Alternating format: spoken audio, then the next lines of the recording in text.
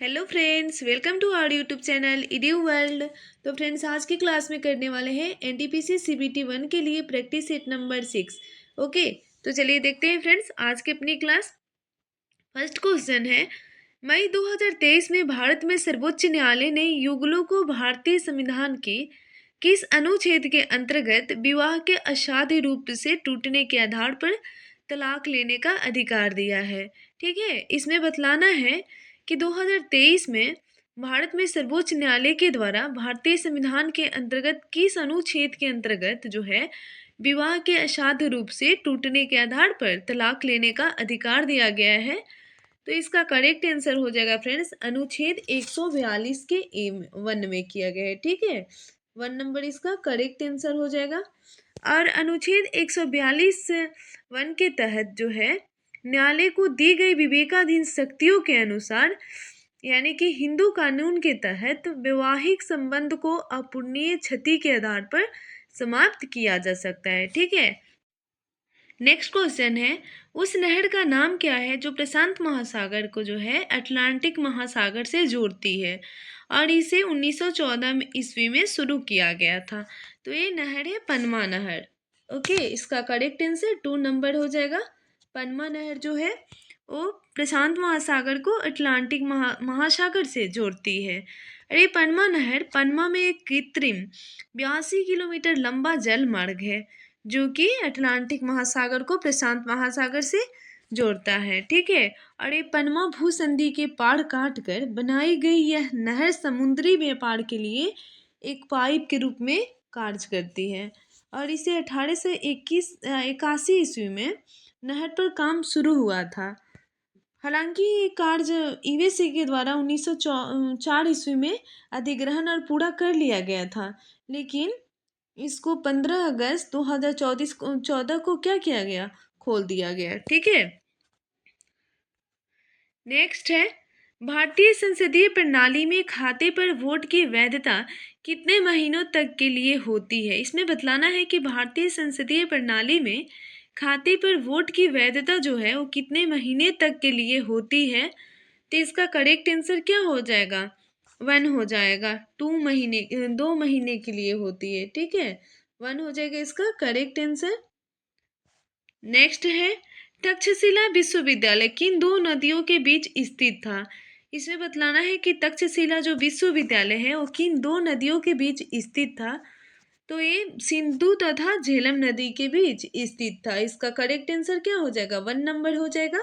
सिंधु तथा झेलम नदी के बीच तक्षशिला विश्वविद्यालय जो था वो स्थित था और विश्व का ये सबसे प्राचीनतम विश्वविद्यालय है। ठीक है, जो कि सिंधु और झेलम नदी के मध्य स्थित है और यह गंधार राज्य में 600 ईसा पूर्व से 500 ईस्वी तक समृद्धि के शिखर पर था और इस विद्यालय में कुल 68 विषय की शिक्षा दी जाती थी और प्राचीन मूल पाठ दर्शाते हैं कि विश्वविद्यालय में प्रवेश की न्यूनतम सीमा कितनी थी, तो 16 वर्ष थी। ठीक है, नेक्स्ट क्वेश्चन है, ऋग्वेद में सबसे प्रमुख देवता कौन है। ऋग्वेद में सबसे प्रमुख देवता पूछे गए हैं कि कौन है।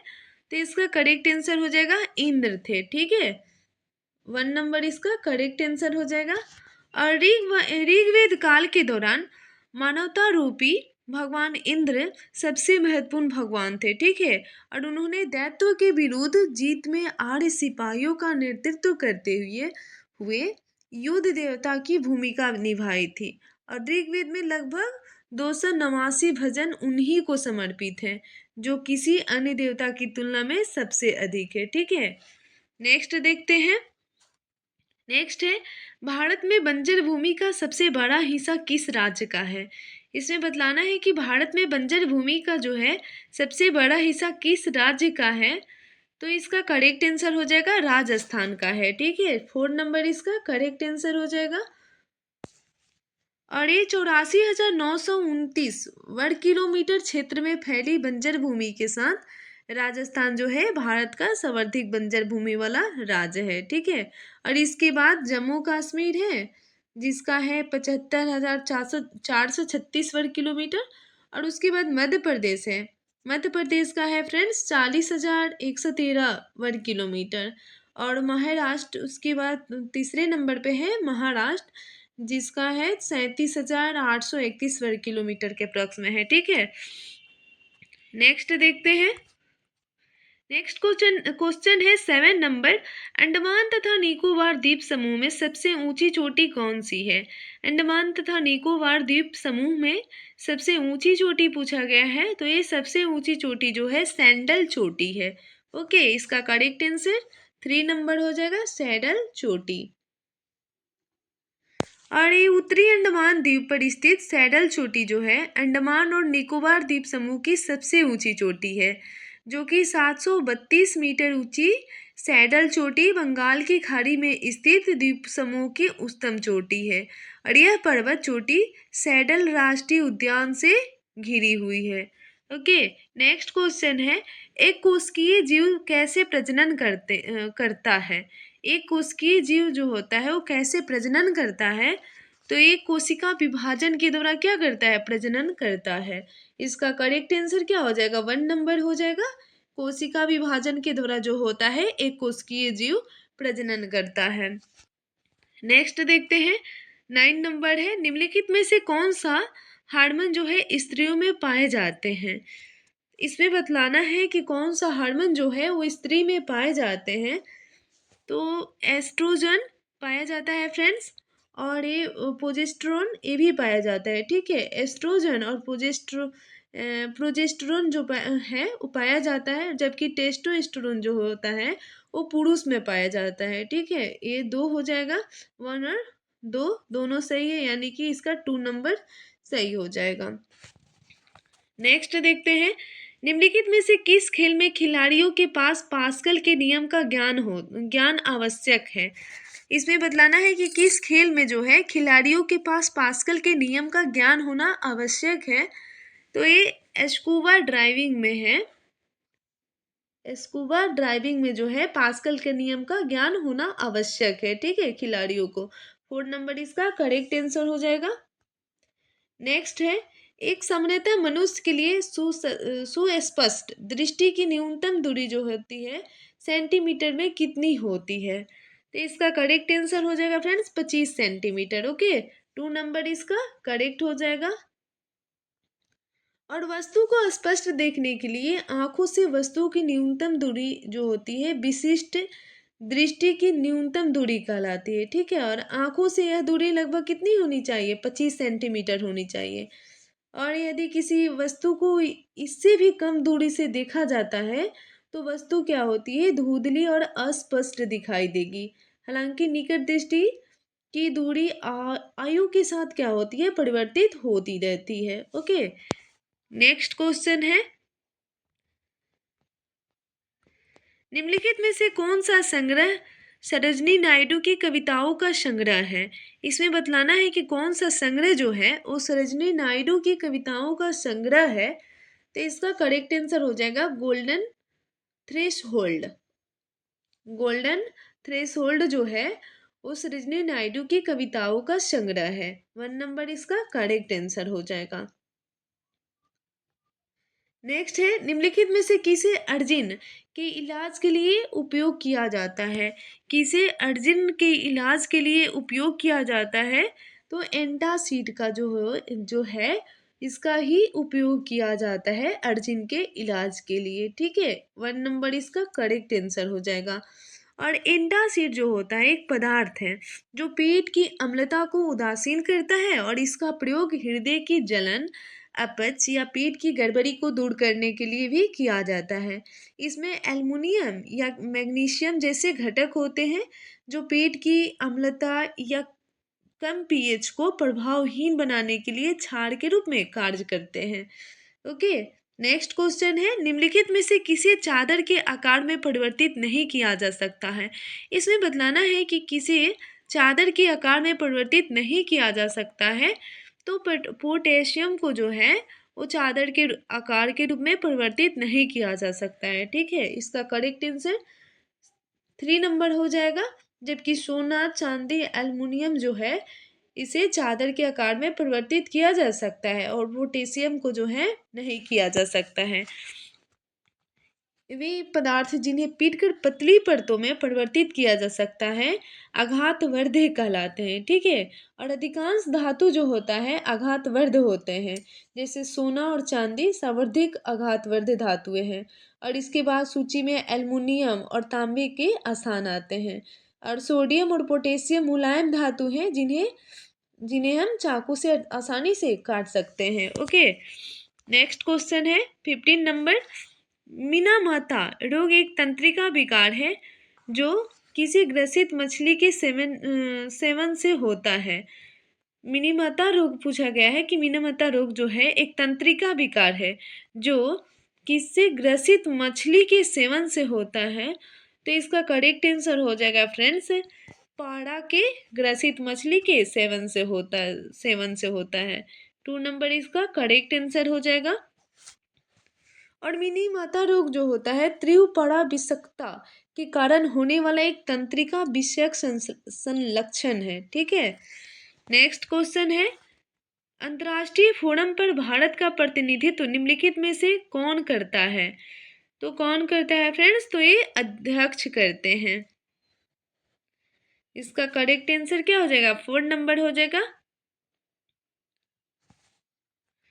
राष्ट्रपति भारत का प्रतीकात्मक प्रतिनिधि होने के कारण संस्था के अध्यक्ष के रूप में अंतर्राष्ट्रीय मंच पर भारत के किसी अन्य संस्थान का प्रतिनिधित्व नहीं कर सकता है।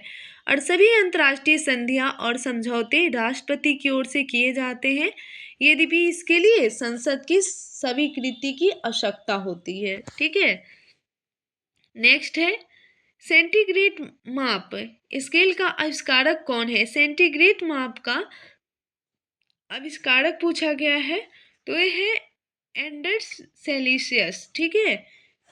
1 नंबर इसका करेक्ट आंसर हो जाएगा। एंडर्स सेल्सियस जो है वो सेंटीग्रेड माप का आविष्कारक है। और स्वीडिश खगोलज्ञ एंडर्स सेल्सियस ने 1742 ईस्वी में जो है सेल्सियस तापमान पैमान का आविष्कार किया था। और इनके द्वारा आविष्कृत सेल्सियस पैमाने में समुद्र तल के वायु दाब पर शुद्ध जल के हिमांक जो होता है 0 डिग्री सेल्सियस होता है। और क्वथनांक कितना होता है, 100 डिग्री सेल्सियस के मध्य होता है। नेक्स्ट देखते हैं। नेक्स्ट है, निम्नलिखित का मिलान कीजिए। इसमें यहाँ पे ट्रॉफी दिया गया है और यहाँ पे कप दिया गया है, इसको मिलान करना है। तो चलिए देखते हैं इसका। ईरानी ट्रॉफी जो है वो क्रिकेट खेल से संबंधित है।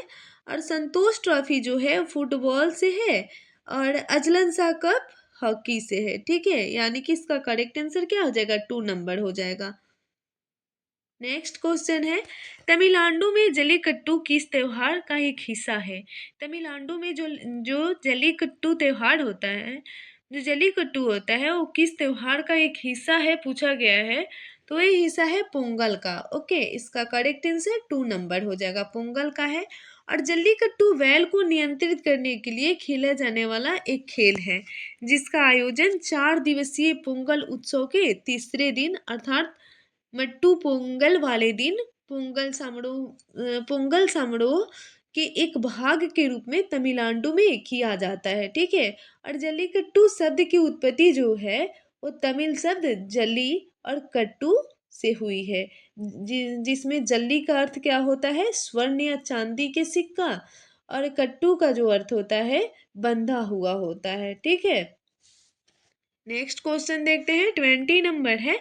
निम्नलिखित में से भारत का कौन सा पड़ोसी देश जो है स्थल सीमा से घिरा हुआ देश नहीं है। स्थल सीमा से घिरा हुआ देश नहीं है, तो इसका करेक्ट आंसर हो जाएगा म्यांमार जो है वो स्थल सीमा से घिरा हुआ देश नहीं है। ओके, इसका 2 नंबर करेक्ट आंसर हो जाएगा। और म्यांमार स्थलरुद्ध देश नहीं है, यह पश्चिम में भारत और बांग्लादेश की सीमा से पूर्व में पश्चिम में जो है भारत और बांग्लादेश की सीमा से, और पूर्व में जो है थाईलैंड और लाओस की सीमा से, और उत्तर में जो है उत्तर पूर्व में चीन की सीमा से घिरा हुआ है। और इसके दक्षिण में जो है म्यांमार के कुल 5,876 किलोमीटर परिमाप का लगभग 1/3 भाग बंगाल की खाड़ी और अंडमान सागर के साथ 1930 किलोमीटर लंबी अविच्छिन्नीय तटरेखा का निर्माण करता है। ओके, नेक्स्ट देखते हैं 21 नंबर है, केन नदी निम्नलिखित में से किसकी सहायक नदी है? केन नदी किसकी सहायक नदी है फ्रेंड्स? तो ये है यमुना नदी की। ओके, इसका करेक्ट आंसर 3 नंबर हो जाएगा। यमुना नदी की सहायक नदी जो है वो केन नदी है। और केन नदी मध्यवर्ती भारत के बुंदेलखंड क्षेत्र की प्रमुख नदियों में से एक मानी जाती है। ठीक है, और यह नदी दो राज्य मध्य प्रदेश और उत्तर प्रदेश से होकर प्रवाहित होती है और इस घाटी मार्ग में कई धाराएं केन से मिल जाती है और जलप्रपात का निर्माण करती है। ठीक है, और केन घाटी रीवा पठार को सतना पठार से अलग भी करती है, ये भी याद रखिएगा। नेक्स्ट क्वेश्चन है 22 नंबर, मणिपुर की किन राज्य के समूह के साथ सीमाएं जुड़ी हुई है? इसमें बतलाना है कि मणिपुर के किन राज्यों के समूह के साथ सीमा जुड़ी हुई है। तो देखते हैं, इसका 2 नंबर करेक्ट हो जाएगा, नागालैंड, मिजोरम और असम। ठीक है, 22 का करेक्ट आंसर क्या हो जाएगा? 2 नंबर हो जाएगा। नेक्स्ट क्वेश्चन है, हिमालय पर्वत श्रृंखला किस पर्वत के एक उदाहरण है? इसमें पूछा गया है कि हिमालय पर्वत श्रृंखला जो है वो किस पर्वत का एक उदाहरण है। तो इसका करेक्ट आंसर हो जाएगा फ्रेंड्स, बलित पर्वत का उदाहरण है। ठीक है, 1 नंबर इसका करेक्ट आंसर हो जाएगा। और हिमालय बलित पर्वत के उदाहरण है जिनका निर्माण जो है पृथ्वी की 2 या उससे अधिक विवर्तनिक प्लेटों को एक साथ ढकेलने से हुआ है। ठीक है, और हिमालय पर्वत श्रेणी का निर्माण जो है भारत ऑस्ट्रेलियाई प्लेट और यूरेशियन प्लेट के मध्य अभिसारी सीमा के साथ महाद्वीपीय टकराव या ओरागैनी के परिणाम स्वरूप हुआ था। ठीक है, नेक्स्ट क्वेश्चन है 24 नंबर, भारत के किस राज्य में ऊन जो है सर्वाधिक उत्पन्न होता है? इसमें बतलाना है कि भारत के किस राज्य में ऊन सर्वाधिक उत्पन्न होता है। तो ये राजस्थान में उत्पन्न होता है। ठीक है, इसका करेक्ट आंसर 2 नंबर हो जाएगा, राजस्थान में जो है ऊन सर्वाधिक उत्पन्न होता है। नेक्स्ट क्वेश्चन है 25 नंबर, निम्न में से कौन मौसम का एक तत्व है? इसमें बतलाना है कि इनमें से कौन सा जो है मौसम का एक तत्व है। तो देखते हैं इसका ऑप्शन। पहला हमारा है पवन, ये मौसम का तत्व है फ्रेंड्स, और दूसरा है तापमान, और तीसरा है नमी। ये तीनों है, यानी कि इसका करेक्ट आंसर क्या हो जाएगा? सभी विकल्प सही है, 4 नंबर इसका करेक्ट आंसर हो जाएगा। नेक्स्ट है 26 नंबर, भूकंप की तीव्रता को मापने के लिए क्या इस्तेमाल किया जाता है? इसमें बतलाना है कि भूकंप की तीव्रता को मापने के लिए क्या इस्तेमाल किया जाता है। तो रिक्टर पैमाने का इस्तेमाल किया जाता है। ठीक है, इसका करेक्ट आंसर क्या हो जाएगा? 2 नंबर हो जाएगा, रिक्टर पैमाने का इस्तेमाल किया जाता है। नेक्स्ट है 27 नंबर, निम्नलिखित में से किसकी विशिष्ट ऊष्मा का मान सर्वाधिक होता है? तो इसका करेक्ट आंसर हो जाएगा फ्रेंड्स, पानी का जो है विशिष्ट ऊष्मा अधिक होता है, सर्वाधिक होता है। 3 नंबर इसका करेक्ट आंसर हो जाएगा। और ये हाइड्रोजन को छोड़कर जल वह ज्ञात तत्व है जिसकी विशिष्ट ऊष्मा सर्वोच्च होती है और सोपानों की समान संख्या वाली किसी अन्य पदार्थ की समान मात्रा के तापमान में वृद्धि करने हेतु इसे अपने पास उपलब्ध सोपानों की निश्चित संख्या की तुलना में जल के तापमान में वृद्धि करने के लिए अधिक ऊष्मा की आवश्यकता होती है, और ऐसा इसमें अंतराण्विक हाइड्रोजन आबंध की उपस्थिति के कारण होता है। ठीक है, नेक्स्ट क्वेश्चन है, एक कृत्रिम उपग्रह पृथ्वी के चारों ओर वृत्ताकार कक्ष में घूमती है, कौन सा मात्रक नियत रहता है? इसमें बतलाना है कि एक कृत्रिम उपग्रह जो है पृथ्वी के चारों ओर वृत्ताकार कक्ष में घूमती है, तो कौन सा मात्रक नियत रहता है? तो ये कोणीय गति जो होता है वो नियत रहता है। ठीक है, इसका करेक्ट आंसर 2 नंबर हो जाएगा, कोणीय गति जो होता है वो नियत रहता है। नेक्स्ट है जरा दृष्टि जरा दूरदृष्टि को ठीक करने के लिए निम्नलिखित में से किस लेंस का उपयोग किया जाता है? जरा दूरदृष्टि दोष को ठीक करने के लिए किस लेंस का उपयोग किया जाता है? तो ये किया जाता है बाईफोकल का। ठीक है, इसका 4 नंबर करेक्ट आंसर हो जाएगा। नेक्स्ट है, निम्नलिखित में से कौन सा रक्त प्रोटीन प्लाज्मा में पानी की मात्रा को नियंत्रित करता है। इसमें बतलाना है कि कौन सा रक्त जो है प्रोटीन प्लाज्मा में पानी की मात्रा को जो है नियंत्रित करता है। तो ये करता है एल्बुमिन। ठीक है, इसका करेक्ट आंसर 1 नंबर हो जाएगा, एल्बुमिन नियंत्रित करता है। और रक्त में एल्बुमिन के साथ प्लाज्मा प्रोटीनों की विशाल संख्या अंतर्वृष्ट होती है, जो आसपास के ऊतकों में रक्त और तरल के मध्य सांद्रण अनुपात का निर्माण करती है। ठीक है, और ये प्रोटीन जल को उस कक्ष में खींचते हैं, क्योंकि क्या होता है कि प्रासरण बल जो होता है रक्त और अंतरालीय तरल में जल की मात्रा को समान करने का प्रयास करता है। ठीक है, और अंततः एल्बुमिनस रक्त कक्ष के प्रासरणी बल को संपोषित करते हुए रक्त की मात्रा को क्या करती है, ये नियंत्रित करती है। नेक्स्ट क्वेश्चन है 31 नंबर, निम्नलिखित में से कौन कार्बन मोनोऑक्साइड और हाइड्रोजन का मिश्रण है। इसमें बतलाना है कि कौन कार्बन मोनोऑक्साइड और हाइड्रोजन का मिश्रण है। तो इसका करेक्ट आंसर हो जाएगा फ्रेंड्स जल गैस। ठीक है, 3 नंबर इसका करेक्ट आंसर हो जाएगा। और इस संश्लेषित गैस से निर्मित जल गैस कार्बन मोनोऑक्साइड और हाइड्रोजन का मिश्रण होता है। और यह एक विषैली रंगहीन गैस है जो लगभग रंगहीन ज्वाला के साथ आग पकड़ लेती है। और इस गैस का निर्माण करने हेतु भाप के रूप में जल को कोक के द्वारा फैलाया जाता है, और इसमें कार्बन ऑक्साइड की अल्प मात्रा अंतर्वृष्ट होती है, और इसलिए इसका नाम जल गैस रखा गया है। ठीक है, याद रखिएगा फ्रेंड्स। नेक्स्ट क्वेश्चन है, हाइड्रोजन के साथ स्थान पर गुब्बारे में इस्तेमाल गैस कौन सा है। इसे पूछा गया है कि हाइड्रोजन के स्थान पर गुब्बारे में इस्तेमाल गैस कौन सा है। तो ये हीलियम है। ठीक है, इसका करेक्ट आंसर 2 नंबर हो जाएगा, हीलियम है। गुब्बारों में हाइड्रोजन के स्थान पर हीलियम गैस का प्रयोग इसलिए किया जाता है क्योंकि इसका कारण है कि हाइड्रोजन एक ज्वलनशील गैस है जो कि गुब्बारे के फटने पर त्वचा के जलने का कारण बन सकती है। ठीक है, और इसके विपरीत हीलियम जो है एक उत्कृष्ट गैस है, जिसका अर्थ है कि यह रासायनिक रूप से गैर अभिक्रियाशील गैस है, और इस प्रकार यह जलने और विस्फोट की दुर्घटनाओं से सुरक्षित है। ठीक है, नेक्स्ट है, निम्नलिखित में से किसके उत्सर्जन से समभारिक का निर्माण होता है। इसमें बतलाना है कि किसके उत्सर्जन से समभारिक का निर्माण होता है। तो ये बीटा किरण के उत्सर्जन से जो है समभारिक का निर्माण होता है। ठीक है, इसका 3 नंबर करेक्ट आंसर हो जाएगा, बीटा किरण। नेक्स्ट है 34 नंबर, निम्नलिखित में से संवर्धित जैव विविधता कहाँ पाई जाती है। इसमें बतलाना है कि कहाँ संवर्धित जैव विविधता पाई जाती है।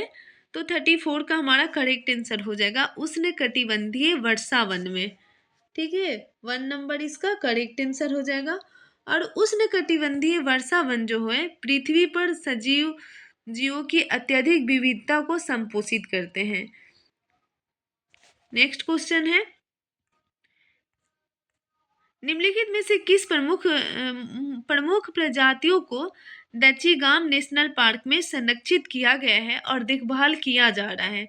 इसमें बतलाना है कि किस प्रमुख प्रजातियों को जो है दच्चीगाम नेशनल पार्क में संरक्षित किया गया है और देखभाल भी किया जा रहा है।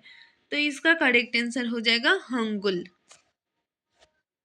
4 नंबर इसका करेक्ट आंसर हो जाएगा हंगुल।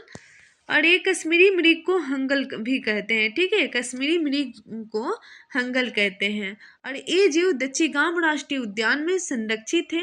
और ये 20वीं शताब्दी के आरंभ में इन मृगों की संख्या जो है लगभग 5000 थी, लेकिन घरेलू पशुओं के द्वारा अत्यधिक चरने, आवास स्थल के नष्ट होने और अनाधिकार शिकार करने के कारण इसका अस्तित्व जो है संकट में पड़ गया था। ठीक है, और यह जीव अपने अंतिम गढ़ में अपने अस्तित्व के लिए संघर्ष कर रहे थे।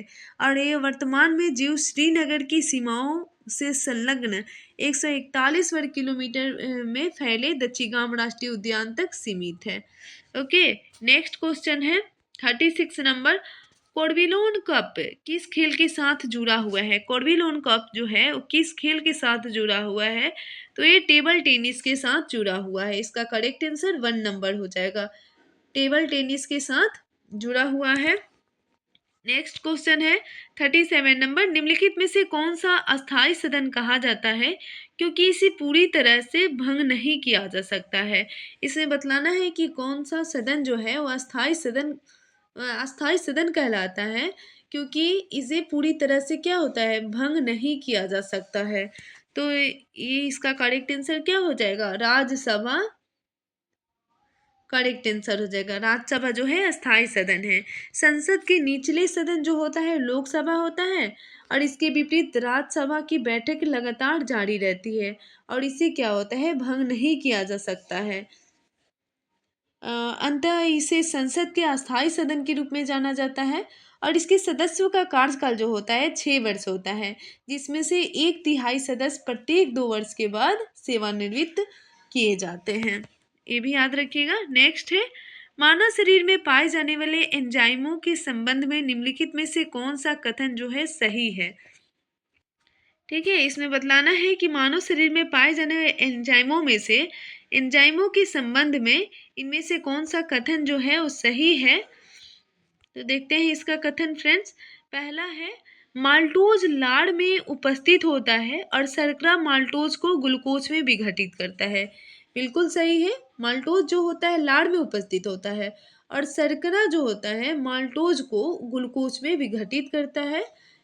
कथन 1 ये सही है। और हमारा दूसरा है कथन, एमाइलेज जो होता है लाड़ में उपस्थित होता है और स्टार्च को शर्करा में परिवर्तित करने में सहायक होता है।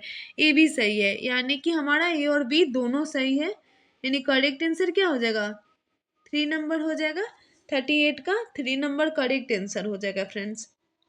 नेक्स्ट है, nitrate ion NO3- chloride ion Cl- bromide ion Br- और आयोडाइड आयन I- की मूल प्रबलता के अनुसार उनका सही अवरोही क्रम निम्नलिखित में से कौन सा है।